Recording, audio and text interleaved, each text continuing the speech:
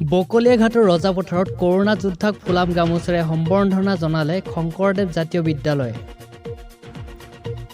সমগ্ৰ দেশত কৰোনা ভাইৰাছৰ বাবে মৰণক শৰণ দি নিজৰ জীৱনক তুচ্ছ জ্ঞান দি কৰোনাৰ যুদ্ধৰ সৈতে ব্যস্ত চিকিৎসক, স্বাস্থ্যকৰ্মী আৰু আৰক্ষী প্ৰশাসন।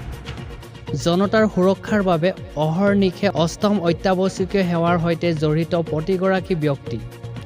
এইসকল যোদ্ধাক উৎসাহ উদ্দীপনা যোগাবৰ বাবে দেশবাসীক খোল, তাল, শংখ, ঘণ্টা আৰু এগছি বন্তি জ্বলাবৰ বাবেও ইতিমধ্যে আহ্বান জনাইছিল।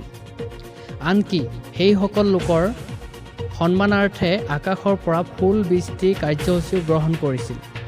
বকলীয়া ঘাটৰ ৰজাপথাৰৰ শংকৰদেৱ জাতীয় বিদ্যালয়ৰ শিক্ষক, শিক্ষয়িত্ৰী আৰু কেইগৰাকীমান ছাত্ৰীয়ে মিলি আজি ৰজাপথাৰ প্ৰাথমিক স্বাস্থ্য কেন্দ্ৰ আৰু কাছমাৰী আউটপোষ্টত থকা কৰোনা যোদ্ধাসকলক একোখনকৈ ফুলাম গামোচাৰে সম্বৰ্ধনা জনায়, উৎসাহ উদ্দীপনা যোগায়।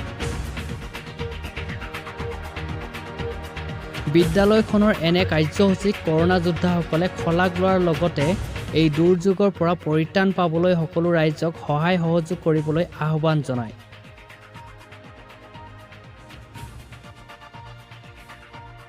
ক্ষেত্ৰত মানে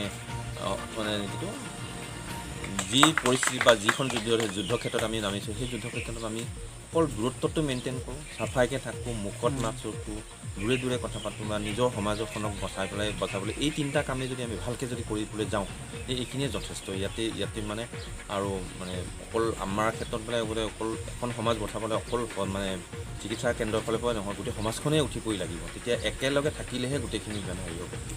এইখিনিয়ে কৰিলোঁ। সমূহ শংকৰদেৱ জাতীয় বিদ্যালয় শিক্ষক তথা ছাত্ৰ ছাত্ৰীসকল, আপোনালোকে আজি আমাৰ কৰ্তব্যৰ প্ৰতি লক্ষ্য ৰাখি যি সন্মান আগবঢ়ালে তাৰ বাবে আমি নথৈ আনন্দিত। এই কৰোনা বিৰোধী যুদ্ধখনত আমি আগুৱাই যাবৰ বাবে আপোনালোকে যি সাহস যোগালে তাৰ বাবে আপোনালোকক অশেষ ধন্যবাদ জনালোঁ। সকলোৱে আমাৰ লগত মিলিজুলি কাম কৰিলে আমি আৰু আগুৱাই যাম বুলি আশা ৰাখি মোৰ বক্তব্য। বিদ্যালয় ৰজাপথাৰ মাৰ্গুৰিৰ তৰফৰ পৰা আমাৰ ৰজাপথাৰ হেল্থ চেণ্টাৰ আৰু ৰজাপথাৰ আৰক্ষী পঢ়া চকীৰ বিষয়সকলক তেখেতলোকে যি এই মহামাৰীৰ সময়ত যি বলিদান আমাৰ কাৰণে দিছে তেওঁলোকৰ কৰ্মৰ ক্ষেত্ৰত, তাৰ প্ৰতি আমি অকণমান সাহস দিবৰ কাৰণে আমাৰ বিদ্যালয়ৰ তৰফৰ পৰা একোখনকৈ ফুলাম গামোচা দি তেখেতলোকক অকণমান উৎসাহ উদ্দীপনা যোগাইছোঁ। এই উৎসাহ উদ্দীপনাই তেখেতলোকৰ কৰ্মত যাতে আৰু অলপ সাহস দিয়ে তাকে আমি কামনা কৰিছোঁ। বকলীয়া ঘাটৰ পৰা চাৰ্চিং ইংলেঙৰ প্ৰতিবেদন।